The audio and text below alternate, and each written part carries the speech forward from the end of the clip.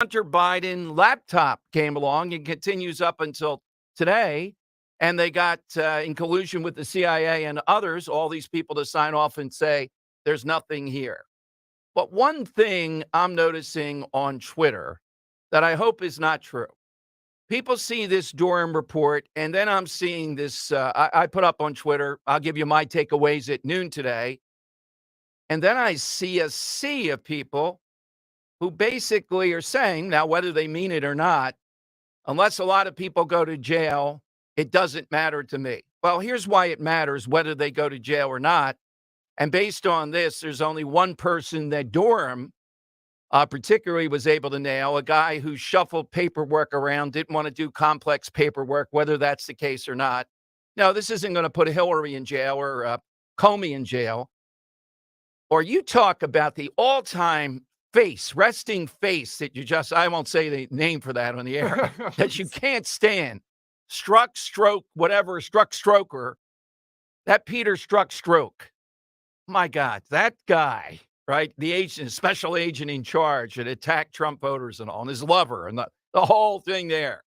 And then, of course, there's Comey in this. And then McCabe. McCabe is such a wuss. And we know that his wife got $600,000 from various entities apparently connected to Hillary Clinton to run for a state Senate race.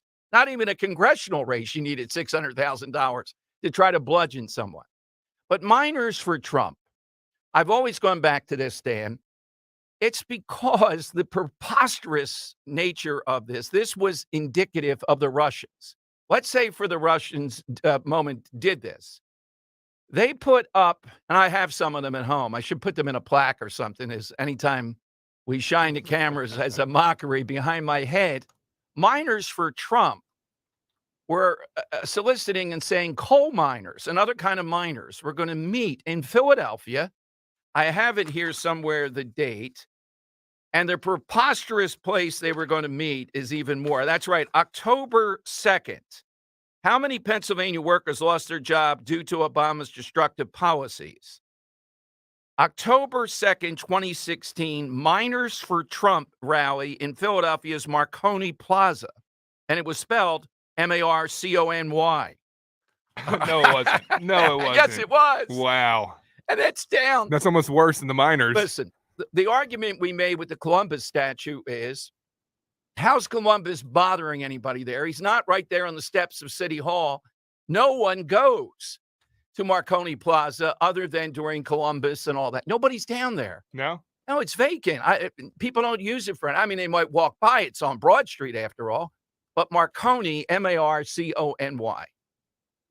Yeah, and it's guesstimated that the Russians apparently spent $30,000 on Facebook. That was their total. Wow, they really put their thumb on the scales of that election. No, face it. People can't stand Hillary Clinton. That was a large factor in the election, in addition to the policies and where Trump hit them and how they came along at the right time and all that. That's a large part of it. All right, the other thing that happened around let me play you Mark Levin to that point, Dan. This will be cut 6. Here's the point. 855-839-1210. Are you in that camp that goes, unless people go to jail, I don't want to hear about this? I make the argument, this is great material, what's documented here, and other than saying we've already put in the reforms, for any Republican to run on at any time, anywhere, and make a point about the dual system in the country. That's gold. And Trump is mining that gold without those miners. He's doing it right now. Here's what Mark Levin said. One reform that has to play in, and I know the left has already said, oh, you guys want to defund law enforcement, as if I think the upper levels of the FBI are law enforcement. The Christopher Wray guy particularly, another smug face. Here's Mark Levin calling them the Stasi, the East German police. They've been weaponized, and what he thinks should happen, and what I agree with. This is one thing that should come out of this. The Republican Party needs to understand something, as do the American people. This massive federal edifice that's been built in Washington, D.C., works for the Democrat Party.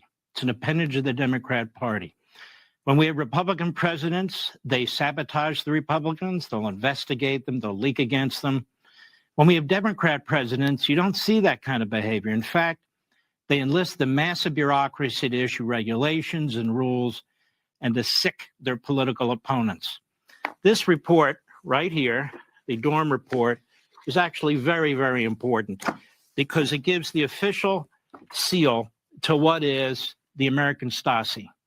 At every step of the way, this FBI ignored evidence, did not get corroborating evidence, had no evidence, did everything it could to protect Hillary Clinton, and did everything it could to destroy Donald Trump. It falsified information. They were told not to take notes. They had no basis whatsoever for unleashing their investigation. This country went through this for over 2 years. It sparked the Mueller investigation. And Donald Trump is a victim, and he's the greatest victim in American political history. All right, he went on to say what has to happen now is the Congress has to get busy and win the presidency, and what the House of Representatives can do, and start to slash the spending toward the FBI. That's right, slash it. Let's downsize the FBI so that they don't have quite as much power.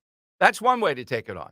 The other is you got to put the right person in there as the head of the FBI. Now, that's only a new president that's going to be able to pick that and do that, unless Republicans find some way with Christopher Wray that I don't see at this point. So 855-839-1210. Here's the other thing that happened. If you don't read this guy, I really commend it. His name is Jim Garrity, writes for National Review. He's a conservative, but he is spot on every day, without a doubt. He doesn't go overboard on any. He's precise. He's got a piece up today, and he references a guy named Ben Smith, who is a liberal who ran BuzzFeed, which is bankrupt. And he talked about, this is in the voice of Ben Smith, during all this hoax, I watched with increasing discomfort as the dossier helped lead the sort of educated Democrats who abhorred Trump supporters rants about mysterious Clinton body count numbers and child sex rings in Washington pizza joints into similar patterns of thought. They read the Steele dossier, they connected the dots, they retweeted threads about how the plane of a Russian oligarch, mysteriously unknown to them, now sinister, had made a mysterious stop in North Carolina. They rallied around Louise Mensch, a charismatic former British politician who was in New York. And this woman, Dan, said that Russian operatives included about 80 random organizations and companies. It included Sean Hannity and Bernie Sanders. Go figure that, as Russian operatives. Who knew? Yeah. And these are all leftists. This is all what they did. They went nuts with the conspiracy stuff. It's like Dan multiplied by 85 on steroids and doing it out of political malevolence. So who's going to go to jail with this Durham report? No one. But what this does is it is a constant reminder. Even Jake Tapper said the FBI here is completely out of bounds. I got a couple of other people who talked about various aspects of it. The key thing is, though, particularly with Trump, it underlines again, there was nothing here. There's no there.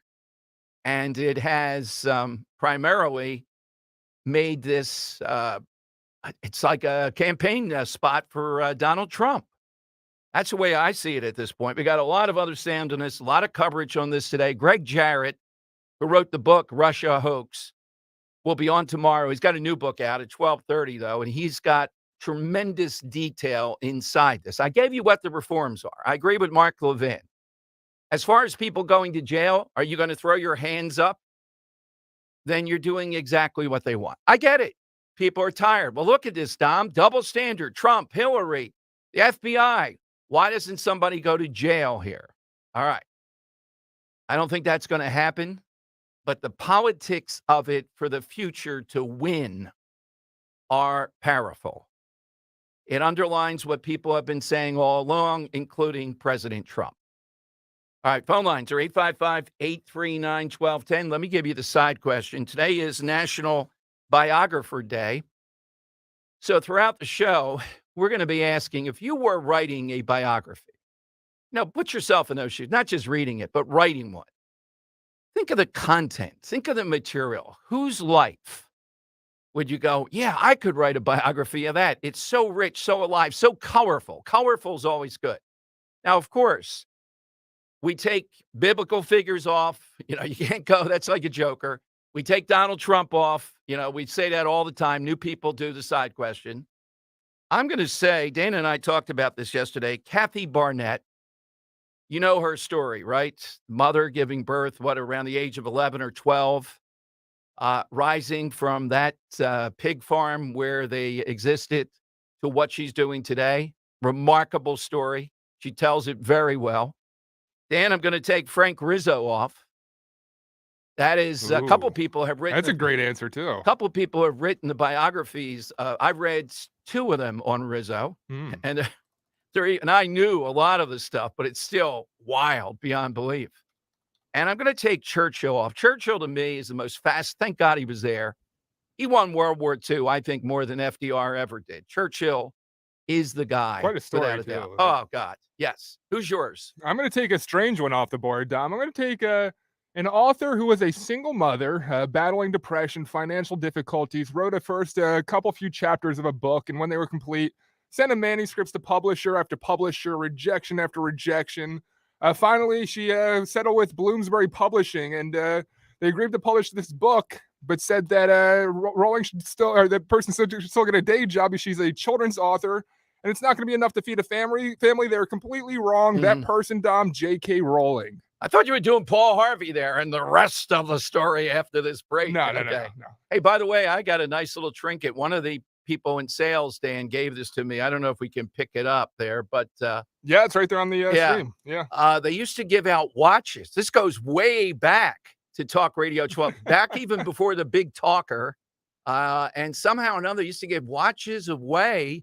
I don't know the host. He didn't know, but he had one or two in his drawer, and he thought of me. Yeah, I'll be wearing pretty nice. So youtube.com/@1210WPHT. Yes. Please like and subscribe over there. If you look at the video, Dom's holding up that watch as we speak right now. And Allan Domb will be in studio 12:30. Bill Maher at 1 o'clock today. All right, your calls are next here. 855-839-1210.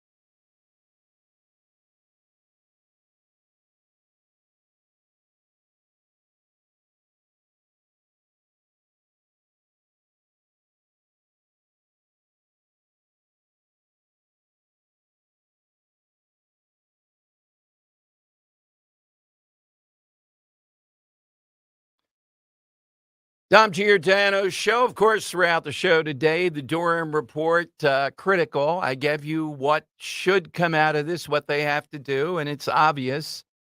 And it's amazing media coverage as expected, but people on the left are no longer fearful of the FBI. They're no longer pointing that you got to watch when you have a powerful group, ultimate power here, that it's monitored, that we have some checks and balances. The Durham report talks about the number of times that they lied to the FICA court. Remember all that stuff with FICA? We always heard going before that, how they lied at least 4 times in major ways.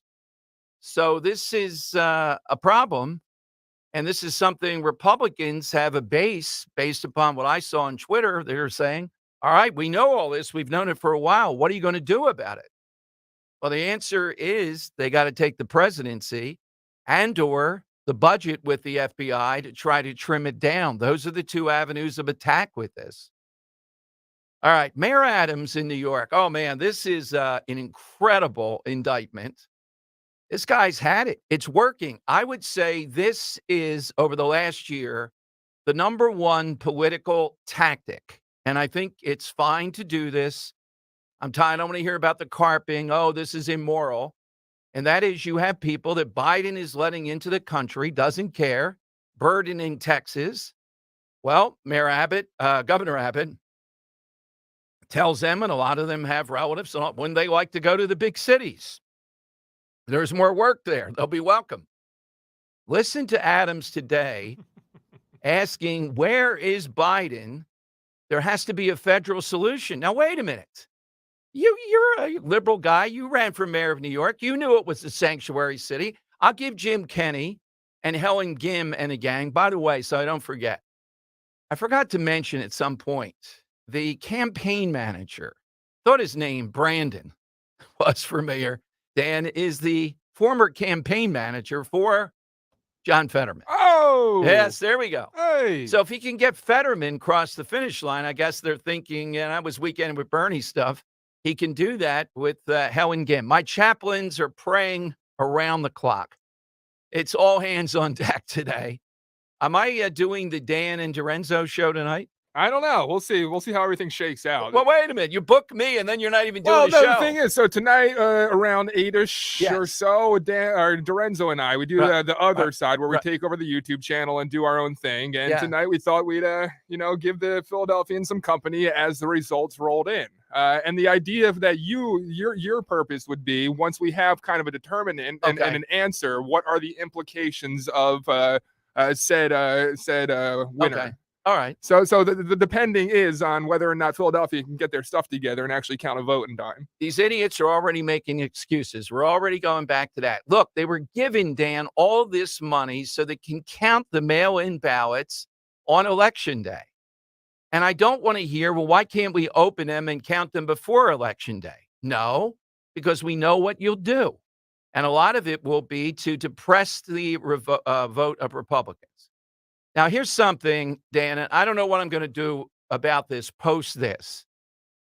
But this guy, Vince Fennerty, and the people that run the Republican Party in Philadelphia, it's already bad enough. It's a 7.5 to 1, whatever it is, voting advantage. Dan, they put out a palm card, or they put out a list when you go to vote of whom they'd like you to vote for. Guess what? Their candidate for mayor, David O., is not on the Republican palm card. Think about that. Victor Figueroa spotted over Philly Mag. What kind of people are these? Are they just paid off by they just in the tank for Democrats? Does somebody get some crumbs there? The Democrats let them run the parking authority there for a while, if you remember. How in the world is David O. not even on the ballot of the Republican Party palm card today? I mean, Democrats bad enough, but this is what you're up against. These morons. Yeah, Vince, call the show. Can you dial a phone? Give Dan a call at some point. I'd love to talk with you. Vince, I'm completely incompetent, but I feel like I can at least do that. Yeah, well, you ought to be the head of the Republican Party here. You might be able to put David O. on the palm card. I think I could do at least that. So, yeah, I know we didn't play Adams. I got sidetracked here. Thank you. Yeah, just a reminder. Here's Mayor Adams now, who's been belly aching because his city's being overrun. Here's what he said just moments ago. Where the as an heck adult. is the President of the United States? That is a good question. And I think we all should be asking, why is this happening to a city that was turning itself around and will continue to do so? This should not be happening to New York City, Chicago, Los Angeles, and the other big northern cities. And really, it should not be happening to El Paso or Brownsville, Texas. No city should be carrying this burden. It's a national problem, and it needs a national solution. Where the Well, wait a minute. It's a national problem. So what this guy wants is somehow or another, people all around the country to have to pay for this. He doesn't say, well, stop him at the border. We're experiencing this in New York. He just wants more funding from people all around the country to pay for this.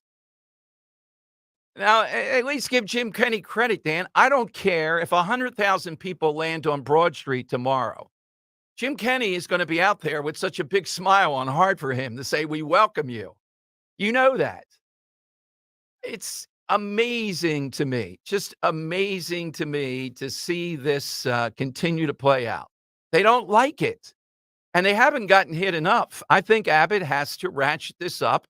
He ought to be sending 1,000 people a day or more to New York and Chicago and Philadelphia. They could do it.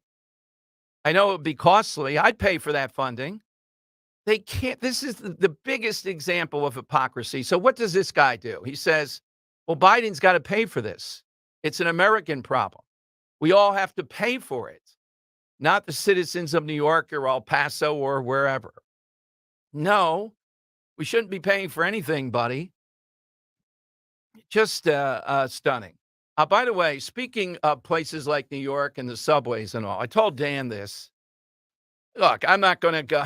There's nothing I have against Taylor Swift per se, but saw a story today from a Government of the Future website.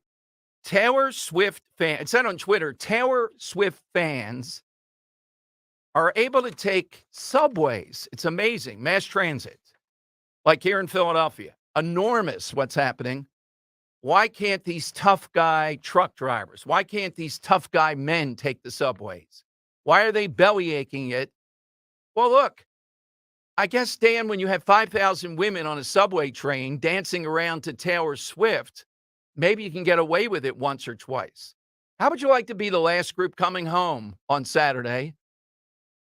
I had to do it. I had to do it. That ought to be played on the subway trains. By the way, if you missed it yesterday, that was the, I hear it now, Money Melody. That's, how old was Taylor Swift covering Eminem? Oh, man.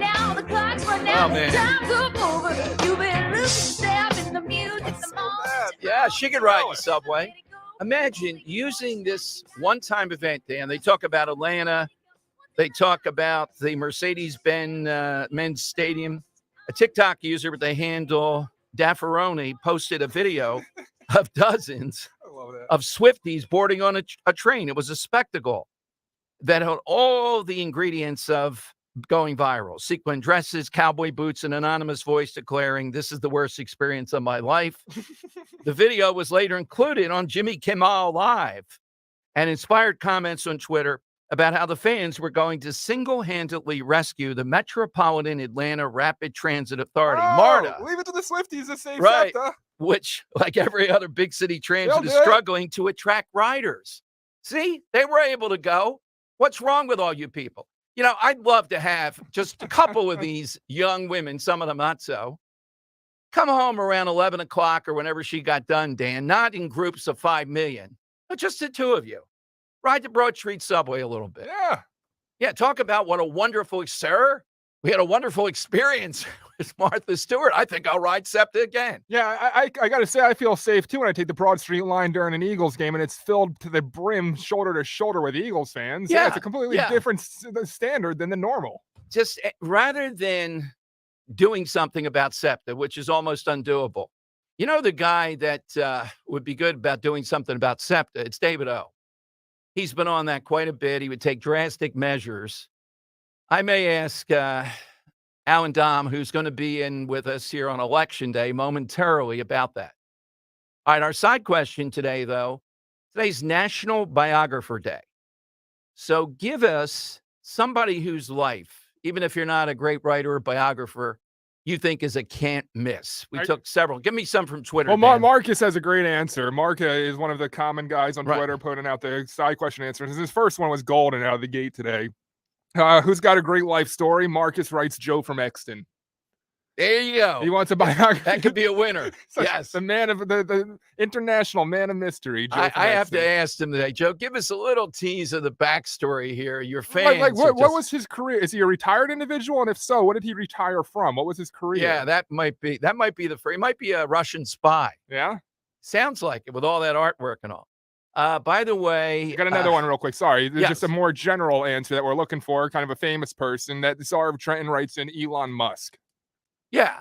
I think that'd be a very definitely interesting seems story. like, Going from South yeah. Africa to PayPal, and then from PayPal to Tesla and SpaceX. Yeah, I and- mean, I think he's a bit of a nut, but he's a genius / nut, depending upon the moment and the day. I don't know that he'd be too much fun to be around, really, Elon Musk. No, I don't think so. No, I think it'd be a little bit manic. Can't even pronounce the kid's name, like his kids' names. Yeah, Too- all that population Yeah. stuff is a little bit much. All right, so 855-839-1210, you'll get on board with that.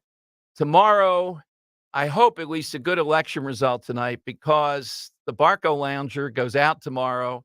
I will be giving tomorrow my top 10 things I witnessed from the Barco Lounger, Dan. I don't know if it's the Trump election of 2016 or Nick Foles rescuing a city in 2017. Those are the two tops so far. The Dawn of Man. Yes, that's true. Yes, it goes back pretty far. It's a very old Barco Lounger. How that you many got there. presidents has the Barco Lounger been through?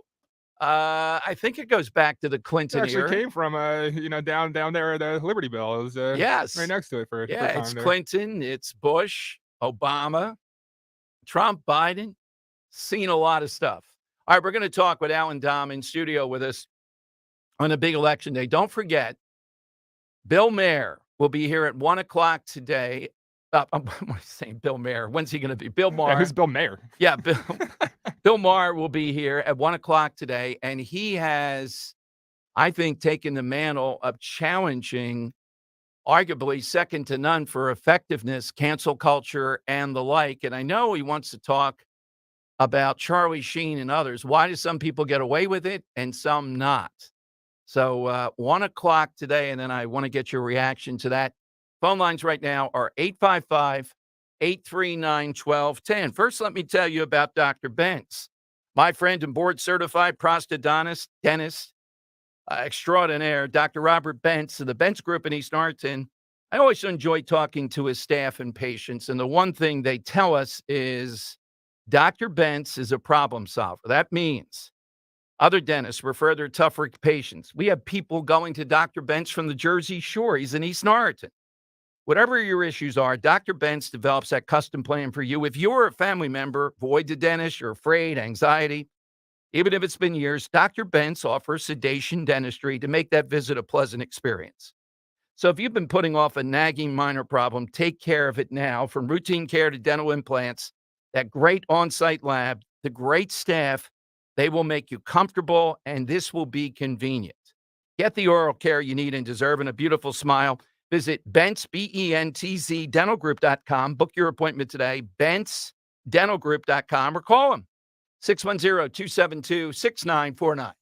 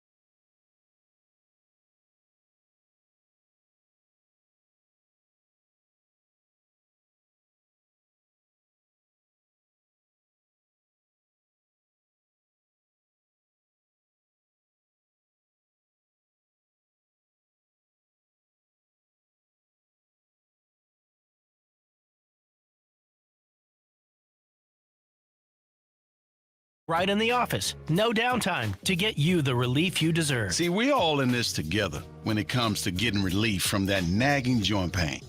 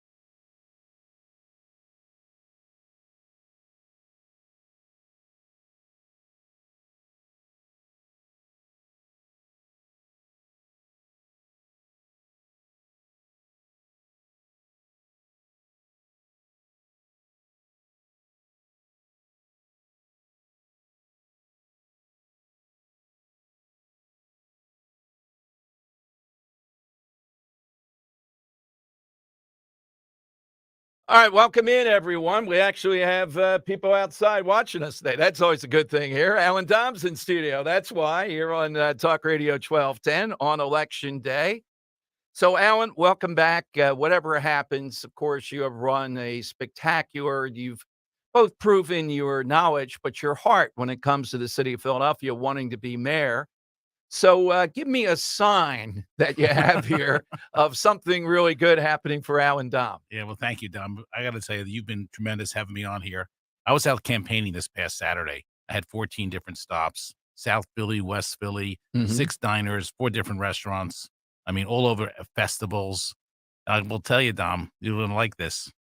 5 to 8 people stopped me and said, I heard you on the Dom show. Well, okay. That should be, They didn't hear me. They good. didn't hear me on anything else. That was pointed out to Good. me. So your listeners are listening. Well, good. And it's the commercials have been some of the best. They've really shown a lot of different side. But my favorite part of this whole campaign is the picture of you coming back with that 2-foot-long flashlight, armed with that. And I tell that story. I wish we had heard it earlier, as you know, because I would even point out each step of what would make you a great mayor. The first thing is the ability to immediately go to the police commissioner and others to say National Guard. 2, taking down that parking lot stuff so they could fight whatever the fire was. But then 3, those guys have Steve Madden shoes. Arrest them right there in the street. Shows your mentality. I mean, you know, that you see this as a wrong thing and a wrong thing for the city. That was a big moment, an inflection point as this election is. Well, you know, this election is all about, Dom, it's all about leadership. All these problems, public safety, education, jobs, it all can be solved with the right leadership. I mean, look at the Sixers today.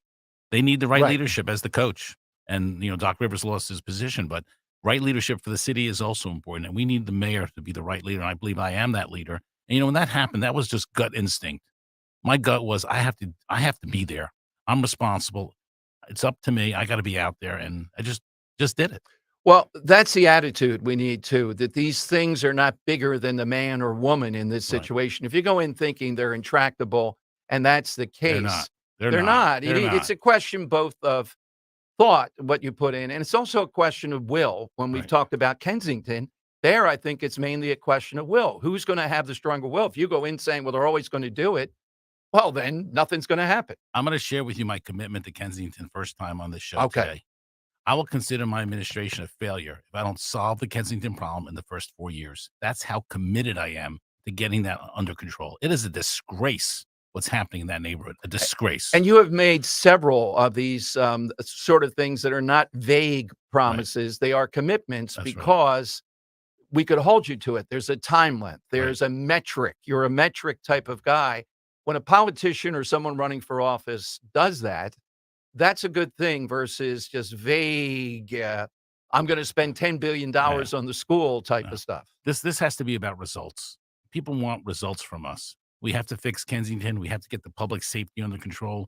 We have to create better paying jobs in our city and improve our education across the board. Yeah, let's talk about the schools. We were talking too in this election.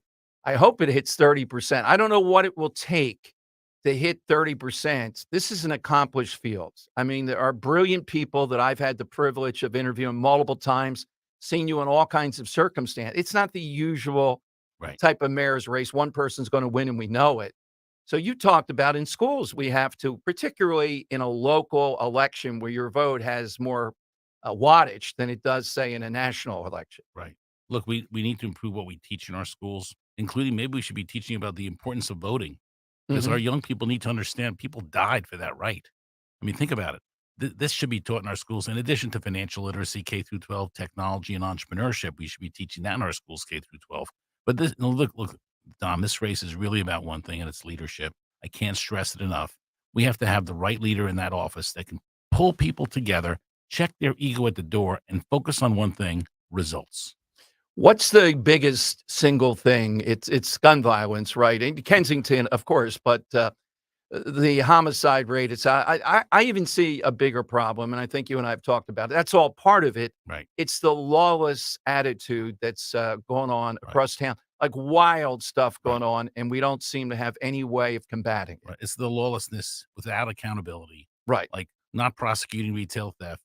Macy's at 13th and Market Mhm. last year in 2022, 2.8 million in retail theft loss. I mean, that's out of control. These small neighborhoods with small stores, they can't absorb retail theft. I was brought up, and I'm sure you were, thou shalt not steal. Right. It's not okay to Yeah, I steal. wish we had gotten, and you did get on it a month or 2 months ago. The murder rate, people to it's a defense mechanism. Right. But you're right. The retail theft thing with my listeners, the Wawa thing, when they Right. came into Wawa and rioted, and the second in command to the police commissioner said, well, we just dispersed them. No, no, we have to have arrests here. Right. You got to get to the bottom of who else is involved in this type of thing. Even if they're not in jail forever, there's got to be a point on retail theft. There's got to be accountability. It's not Mhm. okay to steal up to $500. You know, in Macy's, I'm going back to Macy's, March Mhm. 17th, they arrested someone for the 67th time for shoplifting. Right. I mean, how many times do you have to arrest somebody to know he's going to do it again? Well, I will say again, too, I do believe you have a great relationship with Josh Shapiro, Yes. and that is a great card to have. But in the past, now you're persuasive. You got to persuade him because Larry Krasner is the obstacle, and the mayor only has a few avenues. You have one that maybe only one other has, and that's to push the governor to do something to be helpful here. Well, the governor will be, think, extremely helpful. But I also think the job of mayor, besides being a leader and leadership and a champion for the city and the biggest cheerleader, it's also to be a salesman, Mhm. salesperson. You have to sell the city, and you also have to sell everyone about your ideas and bring them in. And I think the way to do that is to get people involved, sell them on the ideas, give them the credit. Just Yes. focus on the outcome. Well, I wanted to talk with you. A regret of mine, I didn't ask it enough. Occasionally I did. I think you are supremely in this race. You're one of the two people that would reach out to the suburbs effectively. Yes. Because if Philadelphia is always at war, let's face it, there's a hostility, and now there's a fear factor too with the suburbs. How in the world is Philadelphia going to grow those jobs? I mean, the downtown people not coming into work now, Right. et cetera. About the ballparks are about the only place you see suburbanites. Yeah, look, we're a region, Dom, and we have to bring Mhm. everyone together in many different areas. Public safety. Look, Right. we're having public safety issues in the suburbs also. I Mhm. heard about a home in Haverford that had a total burglary. They wiped out their house. I mean, it's happening all over the region. We're a region for not just public safety, but for job creation and growth and hospitality and working together. This is the key. You got to bring people together and solve these issues. What have you picked up going through this process? I mean, I can't quarterback everything, but I wish you had run 8 years ago. This is a much tougher field if it doesn't work. Then I think it would be embraced. And you were told, I know, do the city government. That is true. You did have to go through onerous meetings and all that type of stuff where you just want to do. Right. I respect that, but it was like a wasted because I saw Bernard Hopkins. I don't forget these things. In his previous ad, he was welterweight champion or whatever, and I saw him last night, and he's aged 8 years. So that's Right. a long period of time to be studying for this role. Well, I will say this. I learned a lot during that 7-year Mhm. period. I really did. And, if I had run in 2015, I wouldn't have known what I know now. And I'm more prepared. It's like, go back to being a heart surgeon, never going to medical school or having surgery. I Right. learned a lot. And I think that really has helped me. And I built relationships with people. Well, And- that part, yeah, I see that. But I think you knew what you were going to do Yes. coming in at that point in time. I think we've had a better 8 years. So where do we find you to vote for Allan Domb today? Well, votedom.com. I'm number 38 on the ballot. And look, I'm doing this for a better city, as Mayor Bill Green said, he endorsed me because it wasn't just for him. It was for his children and his grandchildren. Yeah, and I wish the current occupant didn't take shots at Bill Green, Terrible. who is an awfully nice guy. Well, I don't know. I remember his tenure as mayor; it was fine, but nobody didn't get along with Bill Green, and his son is exactly the same sort of politician and guy. You don't take shots at Bill Green in Philadelphia. He I'm was surprised. a 7-term congressman. His Yeah. father was his father was with Jack Kennedy. The father put Kennedy, arguably, Yes. he and Daley, Yes. those two put John Kennedy into the presidency. That's Without a exactly it. doubt. Yeah. Yeah. Legally here. I don't know about in Chicago. Yes. So, But look at the history of the Green family in Yeah. Philadelphia. That was really wrong. by our well, mayor. it's just there's a different class Right. of people. Why take shots at a guy like that just feeling for his city and he sees what you bring Right. and he jumped in? Right. We didn't say about the other three mayors endorsing. It's fine. Let no. them do it. That wasn't a shot at Bill Green. That was a shot at me. Yeah. True, too. Well, Yeah. it's classless. But Allan, thank you again. Good luck today. And we hope to talk with you tomorrow as the nominee. Hey, Dom, thank you so much for having me. I really appreciate it. Thank you. Thank you. And by the way, you have a great staff. Keep them on, whatever you do in the future. Thank They've you. been good. Thank you. Thanks, Allan, very Thank much. you. All right, Thank more you. coming up here on Talk Radio 1210.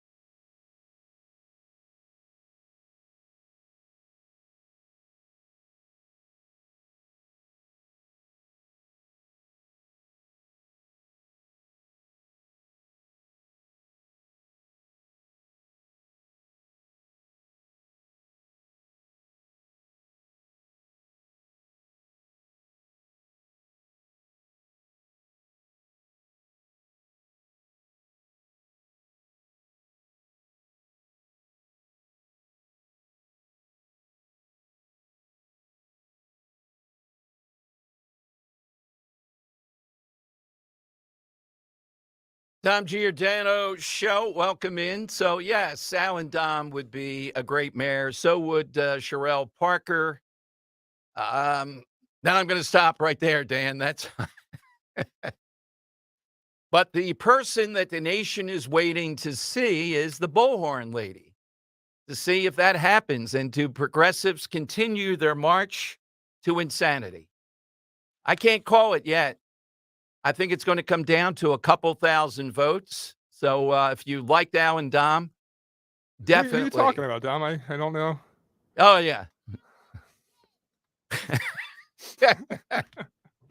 Stop it with AOC. She's entertaining. Oh, man. All right. So the Durham report, absolutely the big story here today. Bill Maher is in the on-deck circle, though. And our side question is a simple one. Today's National Biographer Day. You know, and Dan, I did tell Allan Domb's guy off air, and Allan, you got to talk your story more. Don't let them just Jeff Cole did that in the one debate, Channel 29. But you're a rich guy now. We don't want to hear about the coming up the way that he did. No. We do want to hear about it. These are great stories. And several of these people have tremendous rags to riches, maybe not rags, but you know what I mean, to great accomplishment stories. And we ought to be saying that because that's America.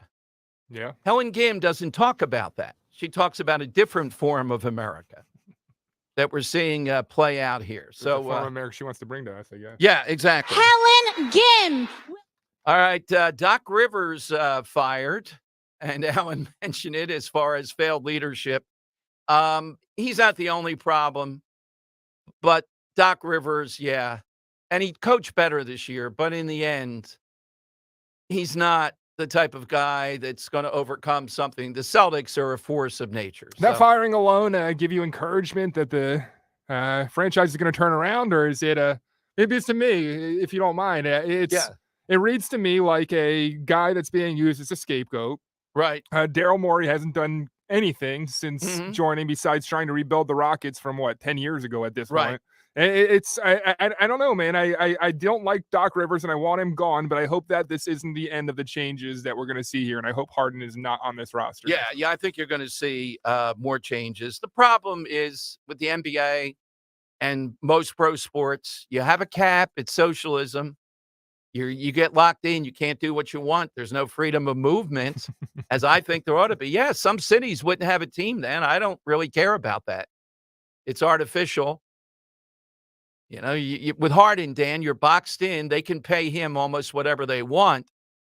But if they want to bring somebody else in, they have a cap, meaning you can't bring somebody else. You can't pay. And I'm just resistive to that. Yeah, I don't care if it's in pro sports or anywhere else. It's socialism. All right. Durham report. Big takeaway, as I see it, is politically, this will allow particularly President Trump to say, see, I told you so. And the evidence is right here. The issue becomes, though, people are disheartened, at least on Twitter, and you can tell me, because they don't see any punishment for this. I get it. You're not going to see people go to jail. There's just one guy in the report that got a minor thing and didn't have to go to jail. Hillary, I get it. I get all that, the dual standards. The thing to do, though, is to cut the budget of the FBI, to try to break them up. There are several plans out there, but they don't have overwhelming power. Because it's more than just 2 or 3 people. It's an infrastructure at the FBI at the top. How far does it extend? I think far enough to effectively be weaponized, particularly against conservatives and particularly against President Trump. And they did it with the Hunter Biden laptop. They're still trying to do it now. And you're going to see more and more of that. The other thing is, who runs the FBI? How in the world do we get Christopher Wray? Well, it seems as if, as far as I remember, that Christie recommended him. Why this guy? This guy's better at stonewalling than Jim Comey ever was. So until you have the appropriate director of the FBI, this type of nonsense is going to go on. It's going to continue. That's why you got to win elections. And then when you have the chance, you have to methodically change this organization.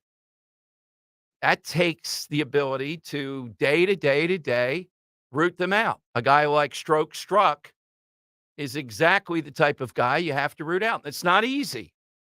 They're entrenched. It's hard to know who's doing what, the deep state, things of that nature.